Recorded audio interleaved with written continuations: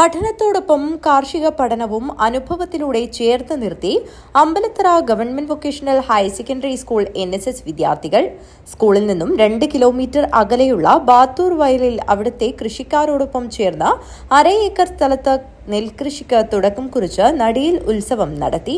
സ്കൂളിലെ NSS വിദ്യാർത്ഥികളും അധ്യാപകരും നാട്ടിലെ കൃഷിക്കാരുടെയും കൂട്ടായ്മയിലാണ് ഈ മാതൃകാ വയൽ വിദ്യാർത്ഥി കൃഷി നടത്തുന്നത്. 38 വിദ്യാർത്ഥികൾ ചെറു ഗ്രൂപ്പുകളായി തിരിഞ്ഞ് 120 ദിവസം നീണ്ടുനിൽക്കുന്ന നെൽകൃഷി മാറി മാറി പരിപാലിക്കുന്നു.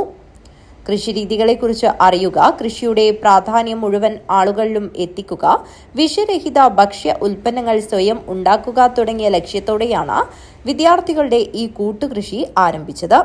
ഉത്സവാന്തരീക്ഷത്തിൽ നടന്ന നടിയിൽ ഉത്സവം മികച്ച കർഷകനും മുൻ AEOയുമായ PV ജയരാജ് ഉദ്ഘാടനം ചെയ്തു. നെൽകൃഷി എന്താണെന്ന് നേരിട്ട് അനുഭവിച്ചറിയാൻ വേണ്ടി Ambalathara government vocational higher secondary സ്കൂളിലെ NSS വിദ്യാർത്ഥികൾ ബാത്തൂർ പാടശേഖരത്തിലേക്ക് എത്തിയിരിക്കുകയാണ്.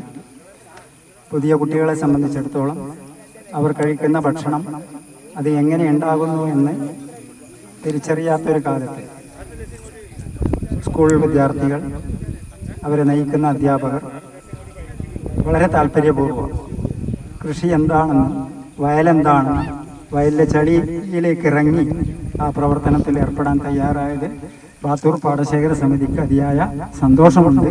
നാളെ ഈ മേഖലയിലേക്ക് കടന്നു വരുന്നത് നമുക്ക് ഒട്ടും അഭിമാനക്കുറവ് വേണ്ട. കാർഷിക വൃത്തി എന്ന് പറയുന്നതാണ് ഏറ്റവും മാന്യമായ തൊഴിലായിട്ട് സമൂഹം കാണുന്നത്. പക്ഷേ പുതിയ കാഴ്ചപ്പാടനുസരിച്ച് അതിന് മനുഷ്യർ വില കൽപ്പിക്കുന്നില്ലെന്ന് മാത്രമേ ഉള്ളൂ. പക്ഷെ അങ്ങനെയല്ല, അതാണ് ഏറ്റവും ശ്രേഷ്ഠകരമായിട്ടുള്ള പ്രവർത്തനം എന്ന് തിരിച്ചറിയാൻ നമുക്ക് ഇന്നത്തെ ഈ ഒരു വരവോടുകൂടെ സാധിക്കേണ്ടതുണ്ട്. തുടർന്ന് വിദ്യാർത്ഥികൾ ഞാറുകൾ നട്ടു. School PTA president P Jayakumar അധ്യക്ഷത വഹിച്ചു.